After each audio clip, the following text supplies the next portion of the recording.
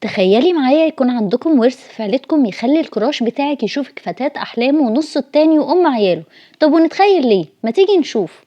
بيبدأ مسلسلنا بمجموعة بنات حلوين بيقدموا على شغل في عرض أزياء، والموظف بيبدأ يوزعهم ويقول لهم انتي تقفي في الاستقبال وانتي هنا وانتي هنا. وفجأة بينزل الكادر لبطلتنا ويقول لها ليكي في النجارة.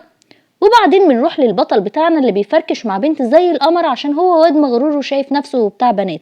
ويشاء القدر ان في وقت العرض بيقع لوح خشب كبير وبتلحقه البطلة، وفي نفس الوقت بيجيلها البطل المغوار ويساعدها. وطبعا النهاية المتوقعة انه يقع في حبها من النظرة الاولى ويخلص المسلسل على كده. لكن بطلنا العرة هيطلع راح يساعدها عشان لوح الخشب ما يقعش على عارضة ازياء بره. هو معجب بيها وشايف انها خسارة تموت يا حرام من غير ما يكلمها. وتاني يوم هتكتشف انه معاها في الكلية، وهما الاتنين في كلية فنون جميلة ومطلوب منها انها ترسمه، وهو لا مؤاخذة يعني من غير هدوم من فوق. فالبنت بتنهار وهي اصلا بتكراش عليه، فبتروح تصيح لامها وتقول لها مخلفاني وحشة ليه؟ ما طلعتنيش لابويا القمر ده ليه؟ وازاي انت وقعتيه اصلا وبيحبك كده ليه؟ انت لازم تقوليلي السر. فامها بتزعل عليها وبتمشي وتسيبها. وبعدين بتروح السوبر ماركت مع البيست فريند بتاعها بيون تاي، وبتلاقي التونة اللي بتحبها خلصانة، فبيطلع الواد جنتل وبيجيب لها واحدة عشان ما تزعلش. وبنروح للبطل سي جون اللي بيصمم ازياء وبيتكلم مع صاحبه وبيحكيله انه لما بيعجب ببنته وهي كمان بتعجب بيه بيحس بالملل، فبيسيبها وينساها ما عدا بنت واحدة اعجب بيها وهي طنشته، وعشان كده هي الوحيدة اللي مش قادر ينساها من ساعتها. وبترجع نانهي البيت وامها بتاخدها وتعمل لها موسيقى رعب وتقول لها جه الوقت اللي اقولك فيه على السر بتاعي. شايفة الخاتم ده؟ لو راجل لبسهولك هيشوفك اكنك فتاة احلامه ان. وهتوريها صورة جدتها وجدها وام جدتها وجدها وجدة جدتها وجدها، وهتلاقي ان كل الجدات شكلهم مش احسن حاجة، ورغم كده الاجداد قمر بزيادة. وهتفهم ان قوة الخاتم طلعت بجد، والحوار متوارث في كل ستات العيلة، حتى امها اللي ابوها شايفها اجمل من كل الممثلات. لكن لازم علشان الكلام ده يحصل انها تكون لابسة الخاتم، ومش بس كده، ده لازم البطل هو اللي يلبسه لها.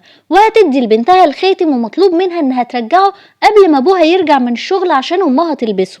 وهتروح المدرسة وتعزمه يشربوا حاجة سوا، وعشان يوافق طبعا هتقوله انها هتجيب معاها واحدة صاحبتها قمر، وهتفضل توصفله في جمالها، وطبعا علشان هو بتاع نسوان هيوافق وش. وهيروحوا فعلا وهتخليه يشرب لحد ما يتسطل طينة.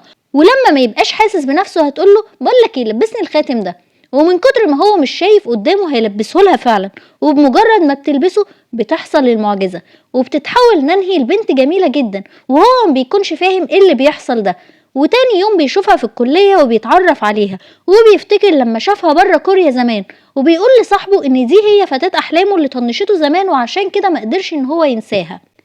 وبيتصل بيها عشان يخرج معاها، لكن هي بتنفض له عشان تلحق تودي الخاتم لامها قبل ما ابوها يرجع من الشغل. ولما ابوها بيوصل بتقوله كان لازم يعني يا اخويا تيجي دلوقتي، ما كنت تتاخر شويه في الشغل يا عم انت. وبياخدها تاني يوم ويخرج معاها ويقول لها الرجاله رخمين صح، اكيد بيعكسوكي كتير عشان كده بتلبسي هدوم مسترجله عشان يبعدوا عنك. وبيخليها تيجي تجرب فستان اصفر هيكون وحش جدا عليها، لكن طبعا هو شايفها زي القمر والفستان لايق عليها بسبب الخاتم. وهيروحوا مطعم وهيقول لها انا جيت هنا قبل كده مع واحده زميلتنا، هي قصيره شويه عارفاها؟ فهتقول له قصدك ميجو، وده بيكون اسم صاحبتها من وهي صغيره. وبعدين هتقول له دي بنت وحشه وحساسه بزياده ونفسها حد يعبرها ولا يبص لها حتى. فهيحس ان نانهي اللي بتكلمه شخصيه وحشه من جواها، لكن برضه هيفضل معجب بيها عشان حلوه من بره. وده منطق الرجاله العره اللي زي سيجون.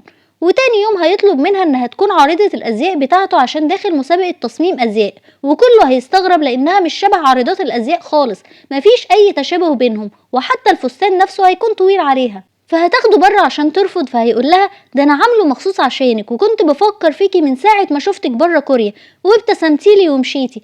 فهتستغرب لانها ما خرجتش من بيتها اصلا قبل كده. وفجأة هتقابل جميلة الجميلات من الخارج وحرباية الحربايات من الداخل ميجو، اللي كانت زميلتها وهم صغيرين.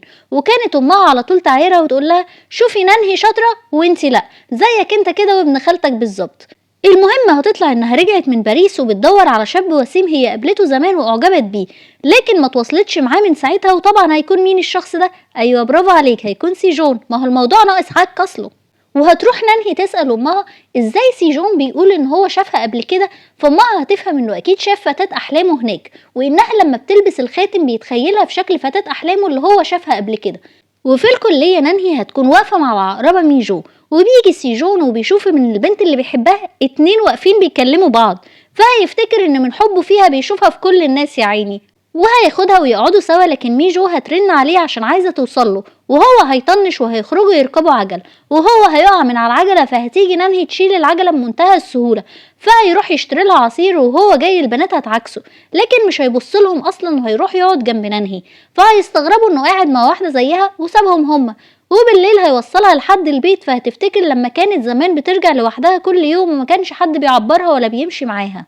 وفي البيت ابوها هيقرر يسافر للشغل، فهتفرح جدا انها تقدر تلبس الخاتم وقت ما هي عايزه براحتها، وهتروح الكليه وسيجون هياخد مقاساتها عشان يعمل لها تصميم يعجبها، فهيستغرب ان طولها 158 سنتي وهو شايفها اطول من كده بكتير، فهيجي يقيس وسطها هيلاقيه 29، فهيقول لها ازاي ده وسط انا 30، فهتقول له معلش اصلا انا اكلت كتير النهارده.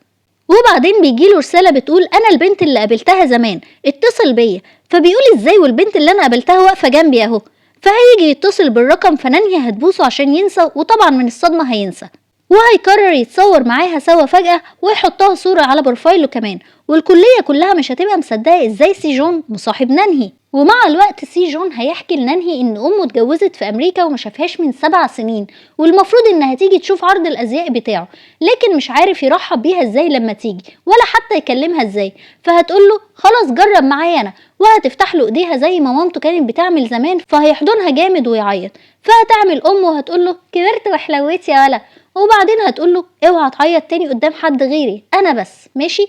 وتاني يوم هتروح تشتري له فستان يقدمه هدية لمامته لما تيجي، لكن الفستان هيكون غالي جدا جدا عليها، وبعدين هتطلب منه يرسمها عشان تعرف هو شايفها ازاي، وهيرسمها فعلا، لكن هتتفاجئ ان فتاة احلامه اللي هو رسمها هي صاحبتها ميجو من ايام الحضانة، وهي برضو البنت اللي قابلته ومن ساعتها مش قادر ينساها، فهتزعل انها لأول مرة تحس بالحب من شخص، ويطلع الشخص ده بيحب صاحبتها الانتيم مش بيحبها هي.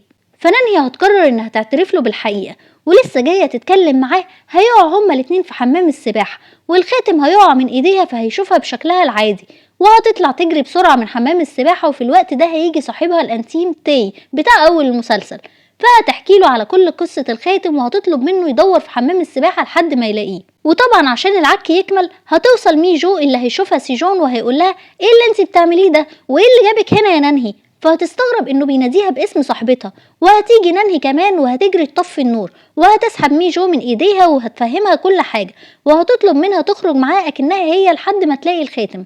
فطبعا العقربة ميجو ما هتصدق وهتقولها بس لو حبيته لازم اعترف له بكل حاجة، وقوليلي صحيح هو علاقتكم واصلة لحد فين؟ ها يعني مثلا ممكن امسك ايده، ممكن ابوسه، او حتى ممكن اكتر من كده عادي صح؟ وهتاخده من ايده وهتمشي.